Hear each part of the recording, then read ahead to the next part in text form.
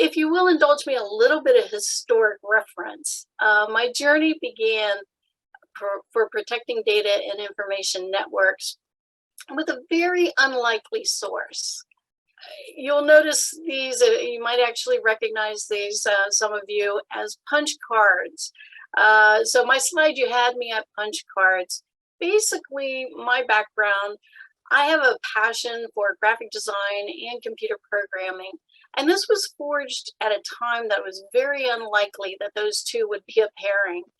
I came from a long line of artists and I had natural ability, so it was pretty much expected that my career path was predetermined. I was going to be an artist.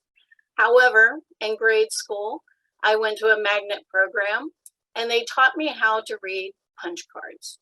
And that was it. I was immediately hooked. How entire instruction sets could be written and recalled from these tiny little seemingly random pattern of square windows on an index card just fascinated me. This represented a hidden language of computers for me. And to me, it was almost like giving me a secret decoder ring. As anyone in attendance who might have had to actually work with punch cards, you might not be quite as enamored as I am. They were very temperamental. The slightest bit of humidity or moisture would make them warp, curl, and completely unreadable. Not to mention if you had them all organized and you accidentally dropped the stack. So that didn't work at all. So I say this, for any of those nice young researchers out there who are struggling with your data sets, just be really happy that they are not stored on these old punch cards.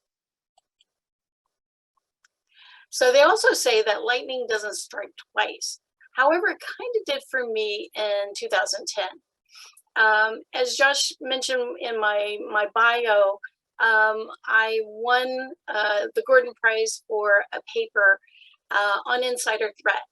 And it came about really randomly. It was a chance meeting at a Halloween party, and I was talking about how I liked cybersecurity. And this conversation with someone from University of Maryland turned to a competition, this international competition for scholars and industry professionals that was based around innovative solutions for cybersecurity mitigation and the financial planning around that. So my paper was on insider threat. And much to my total astonishment, I did win the Gordon Prize. So I started thinking, well, maybe I have a knack for cybersecurity. I was already working for the Department of Defense at the time, but I went ahead and I began my undergrad certificate in information assurance, and that just rekindled that entire fascination and passion with my programming degrees and that I had pursued many years before. So then from that, they offered up a dual bachelor's master's program in cybersecurity. And so I continued onward. So now I have my dream job. I work with white hat ethical hackers, protecting publicly accessible DoD information networks. Now I do see that I have a few chats coming up. Oh, okay, yeah. So I'll get to some of those. So we'll work that right in. But I want to say right now, I am getting a little ahead of myself because I'm already talking about my current job at DC3. But I want to give you a much broader view of my journey and my experiences beyond what I typically do, which is my mission briefs of my current program and bragging on my great team that I work with every day. Going back a little bit, before I came to the DoD, to the US government, I was working at General Electric in the aviation division. So I'll tell you that within that job, I came to Maryland in 2009. In the private sector, working at the General Electric Aviation Repair Technology Center of Excellence, or COE, in Cincinnati, Ohio. And I was a global database developer and administrator for Oracle, and I had worked in relational databases for a number of years and taught a lot of languages of SQL, different variations of that.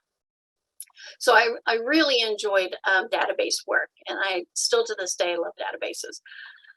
But one of my key jobs, my key roles there was compliance and export control. And I worked for the export control manager to protect information networks for all of the commercial and military aircraft engine repairs. So I had aeronautical engineering teams that were CONUS, that were there in Cincinnati with me, and also Lynn, Massachusetts. And then I had OCONUS teams in Chile, Wales, Mexico, Poland, Singapore, and Brazil. So as you can imagine, that led to a lot of work of making sure everybody's information stayed safe. So I'm going to start with just a definition for folks that don't know what export control really is. So export control is the most simple definition, is that it's U.S. laws, regulations that regulate and restrict the release of controlled critical technology, information, or services to foreign nationals within or outside of the United States and foreign countries for the reason of foreign policy and national security. So that's a basic answer. So you imagine, as I'm working with these teams all around the world, how difficult that was to collaborate and work with them and not share key information. But that was really our tasking. We had to make sure that we did not share certain bits of information with our teammates that we were working with. Now, I won't get into a whole, government policy because that's outside of my swim lane. But I do want to reference that there are a lot of different federal regulations governing export control. And we tend to follow, currently we will follow the Department of State, Directorate of Defense, Trade Controls, International Traffic and Arms Regulations, or ITAR. You might also be aware of Department of Commerce's Bureau of Industry Security Export Administration Regulations, or EAR. Those are kind of the top two that most people run into. And there are a host of others from the Department of Energy or from the Department of Treasury that all apply as well. And so what does this have to do with data scientists, and why would this matter to you? Basically, it is very important. Even if you are working in academia or you're doing research or academic research, you may be aware that there are exclusions. And so there are a couple exclusions, certainly in the academic realm, called fundamental research exclusion and public domain exclusion. However, I just want to point out here for this group especially, that these information exclusions and other exclusions could actually be lost quite easily if you are signing any additional side agreements. We in the government work a lot with research organizations, and so we might do a material transfer agreement, or we may request a non-disclosure agreement. And those can at times null and void the standard export control agreements. So always be really aware of that when you are working with your data. And I point that out, and my boss back at GE kept a picture of a little cartoon guy behind bars, because I can tell you violating export control laws can get very serious very quickly. Basically, the consequences for an individual for non-compliance can be fines up to $1 million and or imprisonment of 10 years per violation. So if a project has multiple violations, that can get crazy very quickly. All right, and I do want to end on more of a fun note, because I know that's kind of a downer and heavy, but I don't know if any of you are veterans, and you might recognize the plane that I put up here for my slide today, but this is a 1957 Stearman open cockpit biplane, and one of the best things of working at GE Aviation was most everybody was a pilot, and I had private pilots. So one of my coworkers who had restored this plane allowed me to take it up with him, and he taught me how to fly my first 360, which was just awesome. All right, so now that we kind of talked a little bit about compliance and regulations and standards, I did throw in a slide here for technology versus policy. But I want to point out, listening to the talks yesterday, it really struck me. Dr. Mungo, who spoke from Google, I really enjoyed your presentation, sir, and you presented on cybersecurity data science. And there was something that you said that that just really resonated with me. And I'm paraphrasing totally, so I apologize if I get it wrong. But cybersecurity is not only a technical field, but requires data scientists to consider behavioral aspects. And that really resonated with behavioral aspects, because I thought, yeah, that's so on point. Cybersecurity is such a young and burgeoning field in my mind. It's always expanding. It's always morphing. It makes it really difficult, honestly, to nail down just the term cybersecurity or the profession in anything but knowledge, skills, abilities, or other characteristics, or KSAs that we usually use. And one thing that I've noticed is that in academic realms, the curriculum for cybersecurity is often split between hands-on technical knowledge and policy, just policy compliance. But I would say that we need both. As folks are coming up, we really need both. As you progress to the C-suite positions, it is very important for an executive to have technical knowledge that can guide those in the trenches, and also be savvy enough to shape policy that acquiring those resources would need in order to grow your programs. So with that in mind, at CDSE, at DC3, at our VDP program, we have a line of efforts. We call them LOEs, and we have one LOE 5 that we really believe in, which is broadening the reach. So we do like to reach out with academic institutions and work with them on how they might either have additional curriculum that would support vulnerability disclosure programs, or also we like to take interns or help have interns come to DC3. So please reach out to us anytime if you are in one of those organizations and you might be interested in learning more about that. Another thing that is built into our mission set for the vulnerability disclosure program, we were launched out by the Secretary of Defense in 2016, and part of our mission set is to be transparent, to be able to share what our lessons learned are, share our knowledge. And one of those areas, and I popped this up, I put several links into the Discord, into my speaker chat Discord yesterday. But one of them that I put in there is with the Aviation Cyber Initiative. And that is hosted through the FAA. But VDP was advent last year in helping to define a lot of what went into the cyber initiative, cyber hygiene events that they hosted last year. So again, check out those links if you would. And then just to kind of shift a little bit, again, a different hat that I've worn as I am transitioning through my journey. I was at the Pentagon, as Dr. Fallon mentioned in my intro. I basically was a chief technology officer, and I was tasked with, in the business missions area, and I was tasked with road mapping 400 plus information systems with an estimated portfolio of about 938 million to the cloud. And if you recall, talk about, cybersecurity changes quickly, the cloud changes even faster.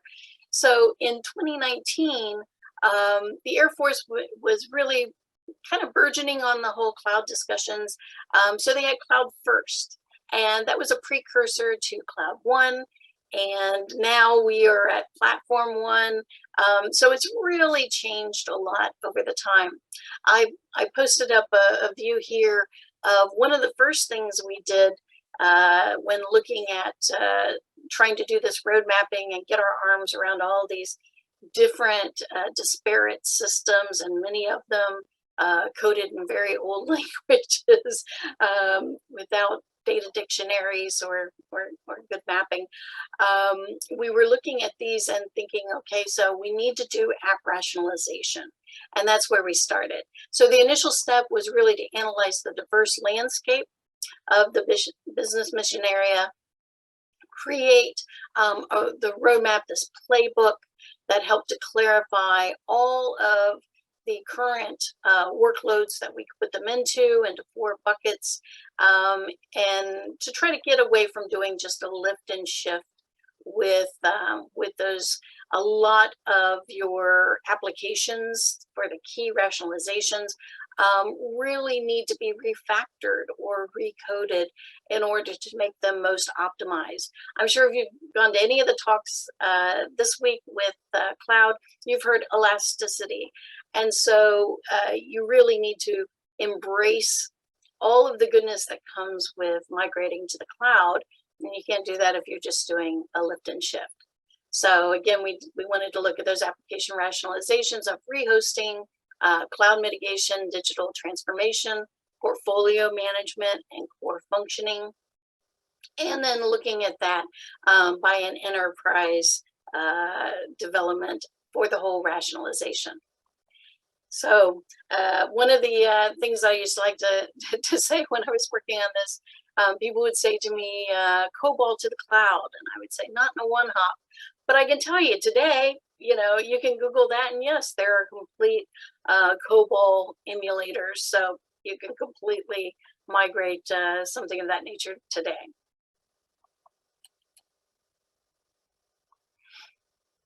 So as I said, the Air Force itself and DoD at large has really adopted and changed a lot in just the last couple of years since I've been at DC3. I wanted to point out, though, that I had the pleasure yesterday of speaking with the Hines College team regarding their poster, Mapping Cloud Posture to a Maturity Model. And we had the initial chat a little bit of the weather, but once we got off of that and quickly turned to talking about the cloud, it was really a very nice conversation that we had with them. And they were quick to point out that their client, when they were working through that poster, they're working through their project, the client often thinks they want something specific from the cloud, but it may not always be what they need. Maybe they think they need to be at IL level 5, but they really are at IL level 2. So that is part of the journey. I completely understood. It is definitely part of the journey is making sure that the client understands what they really need, and that they're only going to pay for exactly what they really need. That you're not giving them more than what they need. So you'll notice on my slides, I did point out the Department of Defense's cloud adoption journey, and it continues to go to this day. But I wanted to say props to Platform One, that they have emerged as the top team in the U.S. Air Force for various factories, and maybe stealing some colloquial names like Kessel Run or Kobayashi Maru. They're working with Space Camp and Unified Platform. And they have also really pressed DoD DevSecOps. So now we have the enterprise services throughout the DoD that we can lift from. And as we're implementing, even at DC3, we're looking at standing up more and more cloud instances. we too can benefit from the fact that the DevSecOps is offering a centralized container hardening of at least 172 enterprise containers. So there's often things that are already ready for us, been completely vetted and able to use. So don't get me wrong, I'm not taking any credit for any of this that Platform One has accomplished. I am just saying kudos to them as being part of DC3. We are now a Air Force Field Operating Agency, so we're on FOA, and we can take advantage of all of those goodnesses. Another thing that was kind of mentioned in the intro was innovative thinkers. So I am part of a couple think tanks, I'm part of working groups, academic fellowships, special interest groups, and always working towards whole of government approaches to our problem solving. And I put a couple logos out here. You may be familiar with some of them, maybe you're not familiar with others. I did post those links as well, some of those links into the speaker chat in Discord, so take a look at those. A little bit about Project Everest, if you haven't heard about them. They like to educate. It's a group.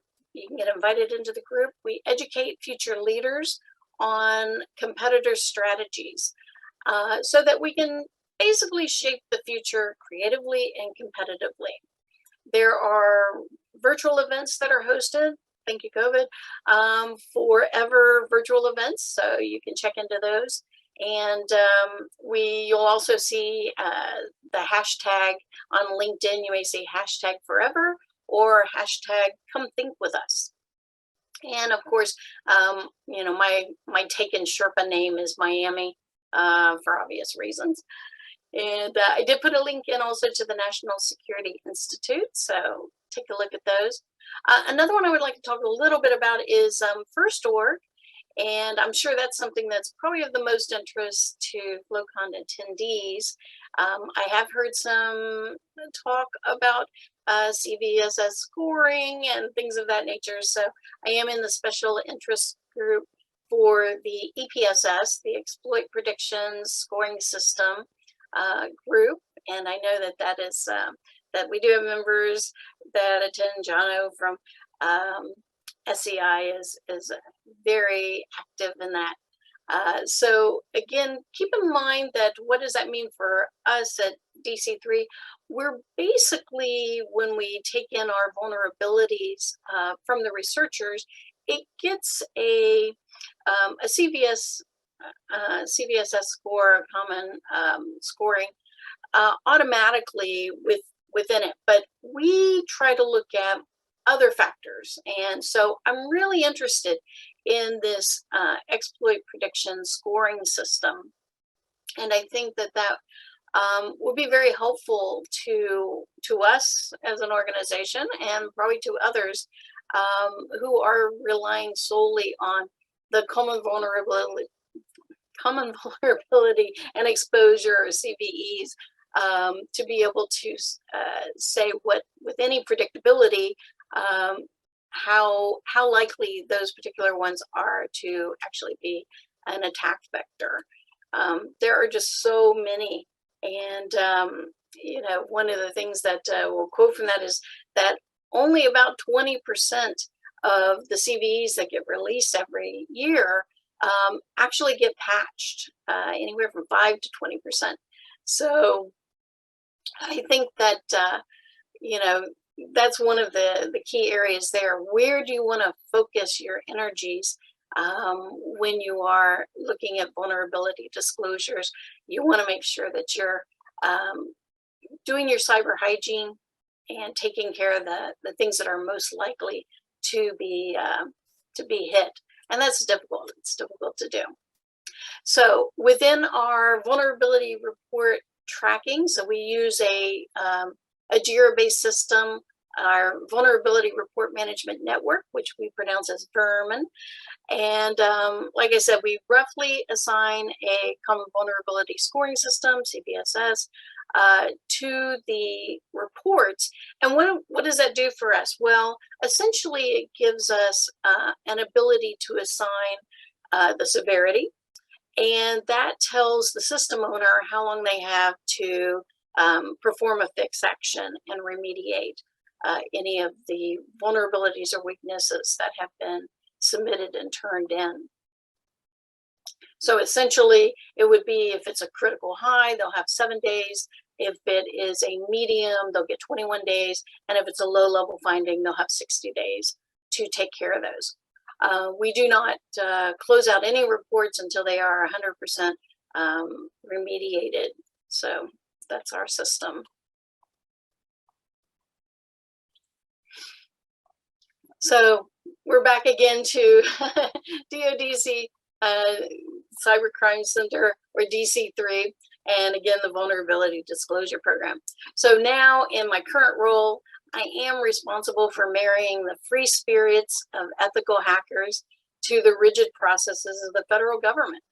And I am called upon to brief to academia, private companies, federal US agencies, and even other foreign governments. They are often very surprised to learn that we were launched and came out of the innovative Hack the Pentagon bug bounty event that was hosted by Defense Digital Service in 2016. One thing that happens though in bug bounty events, and I would like to talk a little bit about the difference between a bug bounty and a vulnerability disclosure, because they often get kind of muddled together. But a bug bounty event is a timed paid event that has a short duration. A vulnerability disclosure program is an enduring process. And in our case, we do not pay monetarily for the reports that are submitted to us by the global crowdsource ethical hackers. We give them reputation points, and those reputation points allow them to climb the leaderboard of the paid programs and third-party programs, and basically get invited to those bug bounty events. So that's a value to them.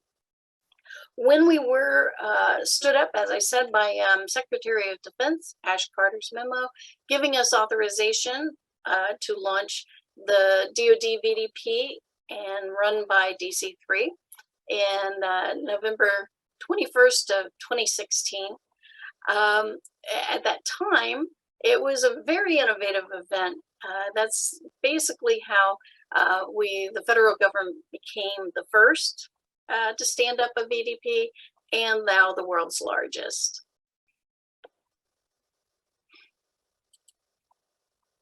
To date, I'm proud to say that we celebrated our 5th birthday last year, and to date, we have discovered, our researchers have discovered more than 37,000 vulnerability reports since inception. And VDP likes to say that we are staying left of boom. So keep in mind that just because a vulnerability has been reported, it is a pre-incident. It's not an incident. So we are looking at things before they're actually and considered as an incident. We work with global ethical crowdsourced hackers. It is a see something, say something. It is not an open invitation to hack, but they do have to follow our policy, a well-defined policy, submit their findings to us in order to get safe harbor, and that protects them against civil and criminal liability for their reporting. Now, thinking back on the last 2 years now with COVID-19, I can tell you that crowdsourced ethical hacking has been a boom. It's certainly been bad for lots of things, but locking in researchers into their apartments has definitely helped us. We saw a 450% increase in reporting from 2020 to February of 2021. And I just closed out last year's reports, and we were only 1.9% off of our highs in 2020 to 2021. So it seems to be continuing onward.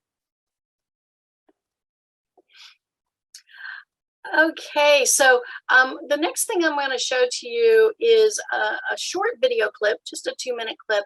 But I did ask a couple of our cyber researchers that are internal to DC3, that work with DC3, and they do our ingestion, the triaging, the validation. Once the reports come through to for our system, after we have identified and deduped them, made sure that the researchers have a valid proof of concept, we then send those over to Joint Force Headquarters Doden and U.S. Cyber Command, as we are codified entry point for all vulnerability reporting to those organizations. So we'll go to Joint Force Headquarters Doden to be assigned to the system owners and to get a fix action. When we launched in 2016, our scope was set to DoD, all public DoD websites. We have since been expanded from that. But I asked Ronnie to just take the example of just a website, something very simple, seemingly kind of innocuous. You're setting up a website, you're giving someone permission. How can that then affect data security?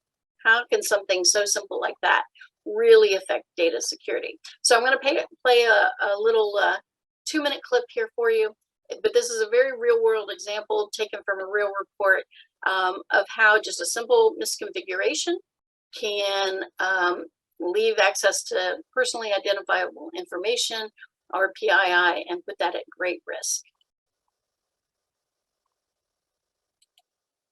Good morning. My name is Ronnie Obenhaus. I am a vulnerability validator for the DoD VDP, and I would like to talk to you about a cautionary tale of not considering security when designing your site. Let's say you created a site that allowed users to create accounts. How do you treat their permissions once they're created? Do they have access to everything? Are they locked down? Let's picture this. This site allowed users to upload documents once they created accounts. In this scenario, a user that was just created could click into the search field and see criteria that had already been searched by other users. This user could click one of those past search results and see documents that had been uploaded by others that quote-unquote match the search criteria. In this case, some of those documents contained users' PII. We're talking social security numbers, addresses, phone numbers. There was no check against the user account except for a verification email. Literally, anyone could create an account. Something as taken for granted as user permissions could have prevented this. By the way, this was a real issue that was identified. A researcher submitted this to us, and it was fixed before any bad stuff could happen. This is why, in the cybersecurity field, it is kind of a mantra to think of security while you are designing the site, and not to let it become an afterthought. Thank you. Basically, as Ronnie said, a lot of what we initially started out with were misconfigurations. So not so much CVEs, but a lot of CWEs. So a lot of common weaknesses, misconfigurations, things of that nature when we were constrained to just websites. However, in January of 2021, DoD VDP received a scope expansion from the Deputy SecDev, and we now are expanded to all publicly accessible information systems. So basically, essentially, we went from like 2,400 units to 24 million units overnight. But what does that do for us? So we have new reporting categories. We can take industrial control systems, SCADA device, Internet of Things, mobile devices, applications, VPNs, standard network endpoints, maybe CAC or PKI, protected assets, poor network protocols and misconfigurations, which we still do, email or email exchange servers, all of these varieties. So basically anything that's publicly accessible is now within our scope. And so that means that we're able to go further in protecting critical infrastructures. Now, I've seen a lot of questions coming into the chat, but what we'll do is we'll go back through and hit those in the Q&A. So thank you for sending those questions in. Happy to answer those. I did want to talk a little bit about the proof of concept, or our POC. And the crowdsourced researchers will submit their findings along with a very detailed proof of concept. And this illustrates how the vulnerability or weakness was found. Our internal team, as I noted, our cyber analysts will triage, validate those findings before we pass those on to our VDP SMEs at Joint Force Headquarters Doden to assign those to the appropriate system owners within the components of the MilDeps. Basically, we, as I said, use that CVSS ranking along with some other criteria. So right now, today, it is more of a how would this affect that particular system? How might it impact information elsewhere? So there's a lot more goes into it than just the straight CVSS scoring. So it might change up a little bit on what people think that scores should be. And I introduced, I asked one of our other researchers, Kelly Salisbury, to do a little bit longer clip. So this one's about 4 minutes long. But this one, she's going to share with you 2 different remote code executions based on known CVEs. Now, Kelly is going to show you how just taking small bits of code and using those to test accessibility and then to test for an exploitation of those newly acquired accesses. So basically being able to do a configuration change on the user system will verify that, yes, I have full access, I could take total control. So I'm going to play this clip for you as well. My name is Kelly Salisbury. I'm a vulnerability analyst with the DoD, and today we're going to cover 2 examples of deserialization that lead to RCE, or remote control execution. So why do we care? Because of phenomenal cosmic power with itty bitty living space. In other words, the 2 RCEs that we're going to be covering today take up very little space and can have devastating effect on your system. The attacker can gain full access to your system, steal data, carry out a full distribution denial of service, destroy files and infrastructure, and of course, engage in illegal activity. So let's jump right on into it with our first CVE. This one is our 2017 11317, and it does require some user interaction, but not much. So to perform this exploitation, we're going to need the following files. Testfile.txt. Now this represents either a text file or an image, anything that would entice the user to click it, because this is what's going to hold our malicious code. Next, we see the versions.txt. This will contain all the versions that we know we can exploit. Next to that is our actual Python script. Now this is our bread and butter, and you can find this script in an open source called GitHub as listed below. It's very easy to load, it's very easy to run, and for our developer folks, I would strongly suggest taking a look at it because there is some changes that you can make to make it more effective. We're going to be using a loop to find both the version and to see if the server can be exploited. This is done by taking in the version.txt, pulling out each one of those versions, and testing it against the Python script. As you can see on the Python script, there's a -p. This is the payload. Next to that is a C drive path. This is going to be where we put that malicious code. Next to that is going to be the versions that we're testing. Beside that is the actual malicious code itself. In our case, it's just a text file. Beside that is going to be the website that we're going to try to exploit.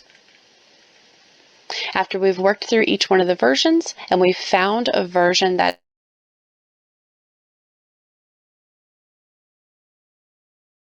is malicious code onto the server. We're going to go on to the next CVE. Now this one is the 2019 one. It requires no user interaction, unlike the last one. Now it will be ran on a Python script found on GitHub, but it does contain a lot more meat to it. So I would suggest for our developing folks to take a look at that Python script and see the differences. Now for our non-developing group, we're going to go ahead and continue on with the exploitation. Now for this example, just like the last one, we're going to go ahead and hand the code, the URL, the version that we found, the C drive that we proved exists, and the sleep DLL. Now, before we run this script, I would eliminate the sleep DLL, run this exploitation, see the fact that I got a response time back around a second, and then I'd go ahead and put that sleep DLL back in. Now, my sleep DLL shuts down their server for 10 seconds. So when I run this example or this exploitation, I want to see that 1.09 seconds that we got first now increase to 11.09 seconds, as you can see on the screen. This proves that the exploitation does exist. So how do we arm ourselves? Before we move forward, I want to say that this is not a fix-all. Every system is different and every system will require a different fix. But I would suggest first, upgrade your system to at least 2020.1114.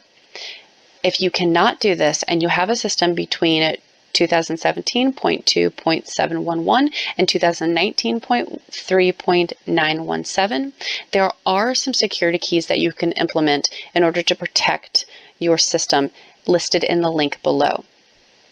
If you have anything before 2017.2.711, go ahead and take the risk and try to upgrade the system because there is really no workarounds.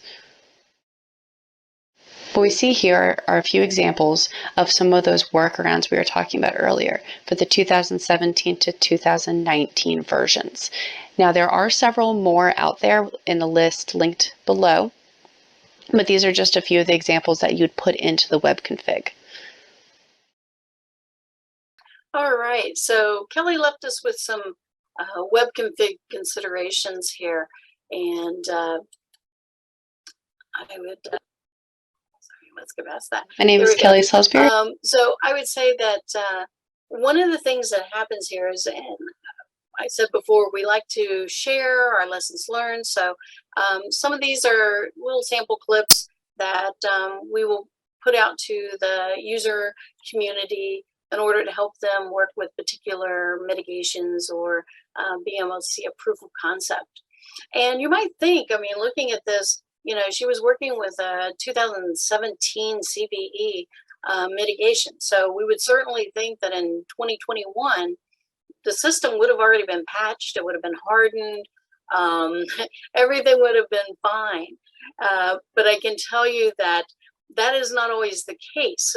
We are seeing an emerging trend right now, especially that within VDP, that hackers are taking and daisy chaining multiple older CVEs, and often that will allow them to create a whole new exploit from them that wouldn't have actually been available just with a single weakness or a single vulnerability previously.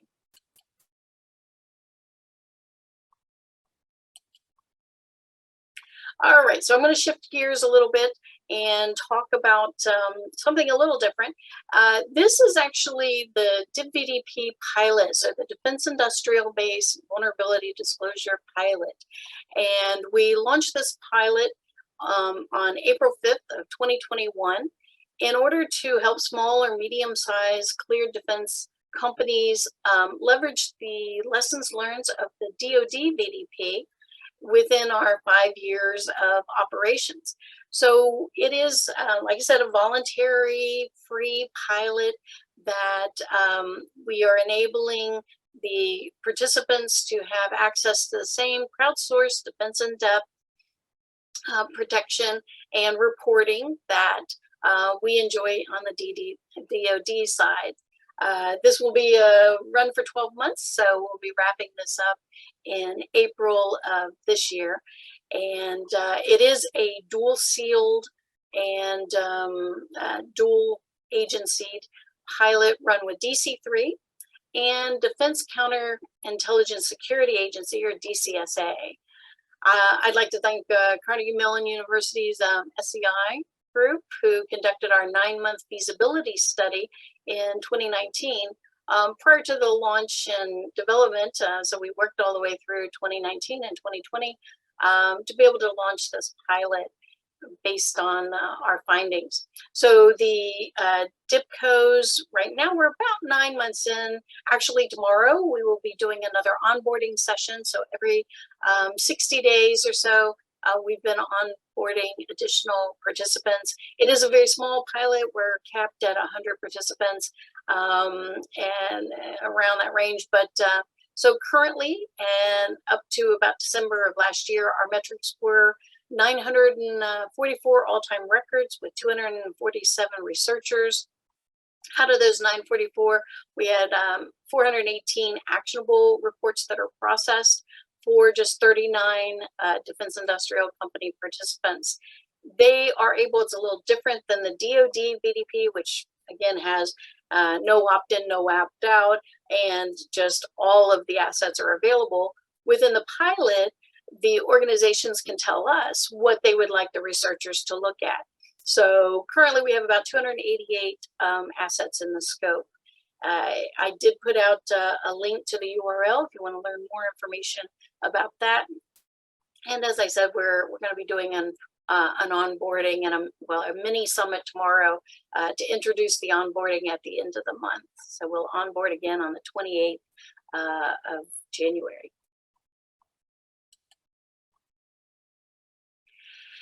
And I wanted to close out my talk today.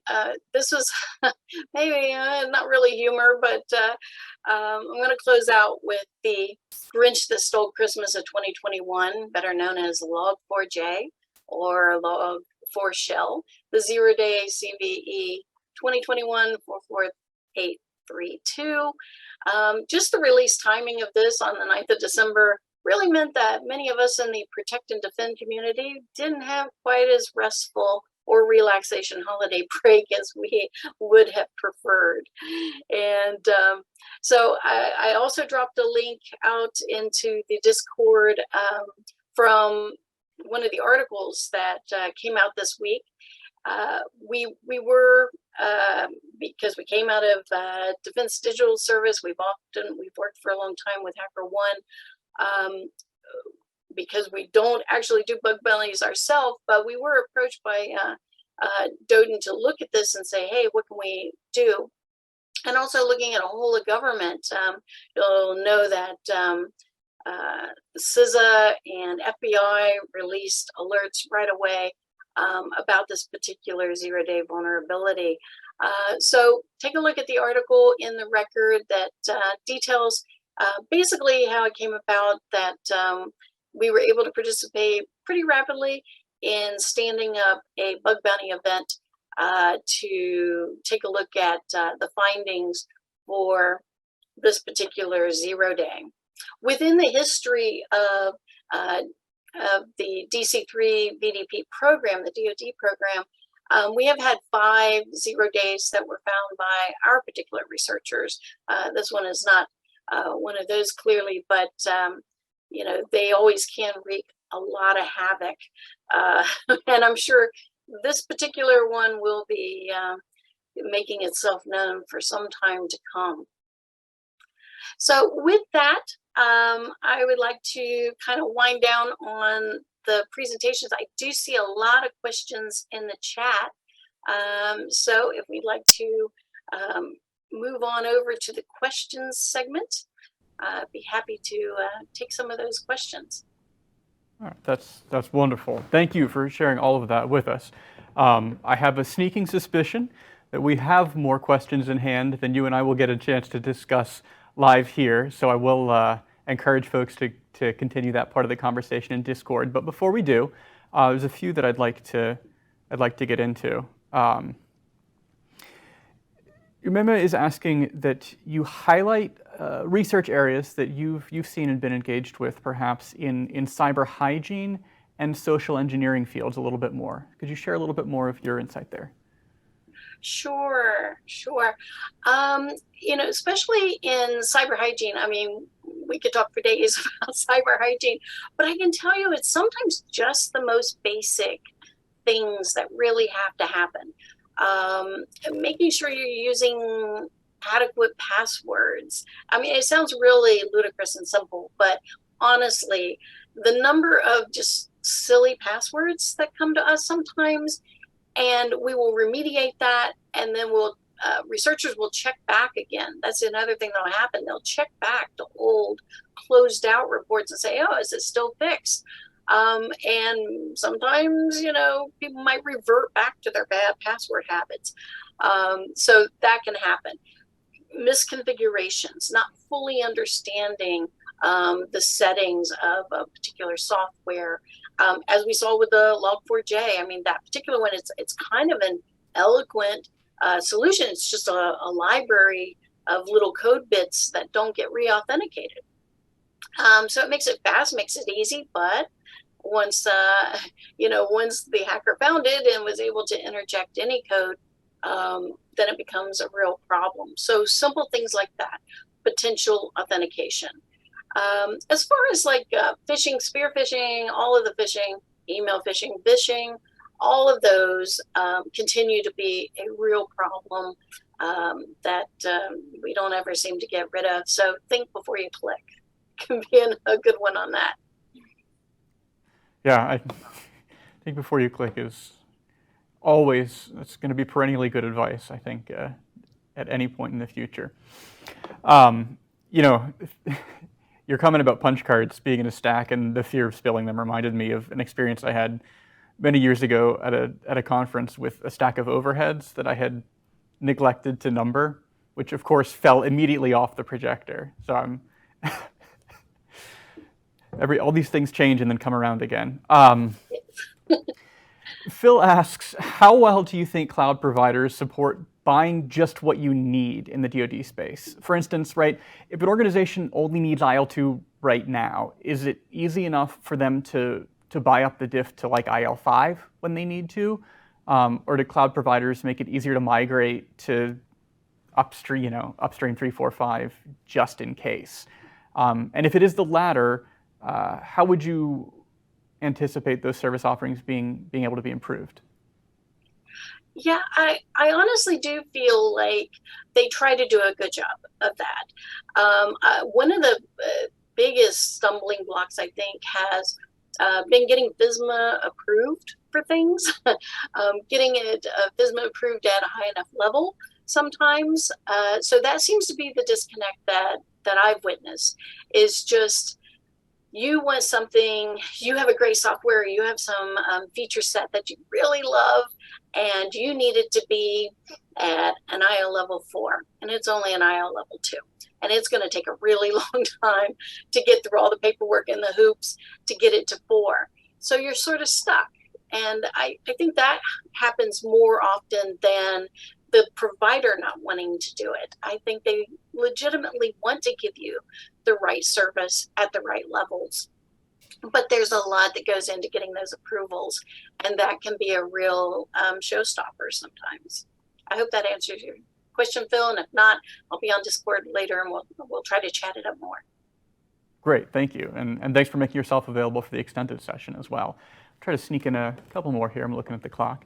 Tim comments that Project Everest seems to have more of an Asia-Pacific and APAC focus. Are there similar groups that have a broader coverage than APAC? Well, I wouldn't say that that's their only focus. Now, what I will say is that the group tends to focus on national defense strategies, and that's really what they're looking to address. So when we're talking about the Belt and Road initiatives or things of that nature, anything that's coming up for us in national defense strategy, that's where they're focusing. So if the complex of what they're studying changes, that's based on what's going on in national security or national defense. Okay, that's a helpful answer. Thank you. You and I met through the Women in Cybersecurity organization, and I appreciate the work that WESIS is doing. So I want to kind of lean into that a little bit with springboarding off the next question from Tim. He asks if there's grant and fellowship programs geared to encouraging post-secondary faculty to work in the space that you've been describing, where you partner with researchers. And if you'll forgive me extending it a little bit, one of the big challenges, right, is the pipeline that we have of getting folks to work in this space. And you and I talked a bit about when you went into the master's program, getting comments like, "Oh, you're a mid-career woman. You won't get a job in cybersecurity." When of course you'd been in the space, right?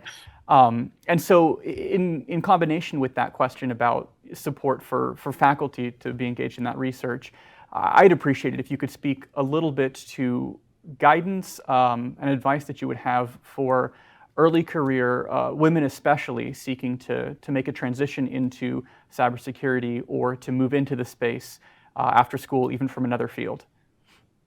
Yes, thank you. That's a big question, but I'll try. Yes, you and I did talk candidly about while I was studying, I had folks that told me that it was just a waste of money, and I was already working in national security. So I'm like, really? They told me it was a young guy's game, and I'd never get a job. So don't listen to them. Just do what you want to do. Do what you're passionate about. Do what you enjoy. As far as finding opportunities, I think there are opportunities, but yes, you really have to look. And I know and I probably shouldn't call out any university by name, so I won't right now, but we are kind of working towards something with a National Science Foundation, a couple curriculum opportunities there, but it's a long process. We're doing the same thing. We'll do a material transfer agreement, and then they have to try to win that particular grant, and then they come back. And so this could be years. I mean, it really could take years. So I think you really have to look at what type of research you're interested in and apply there.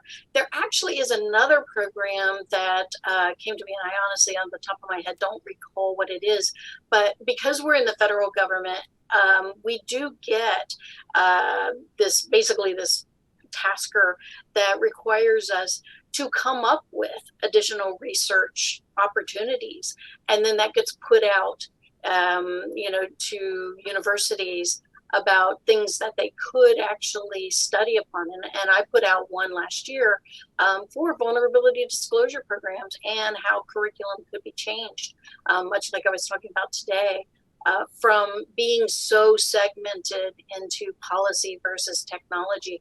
And I think, Dr. Mungo could probably put in another one for behavioral as well. So I think there are some opportunities, but you do have to really look for them, and they are sometimes rather lengthy to get through the processes. Okay. Yeah, thanks for sharing that, and I particularly appreciate your experience thinking about the curriculum and the training process.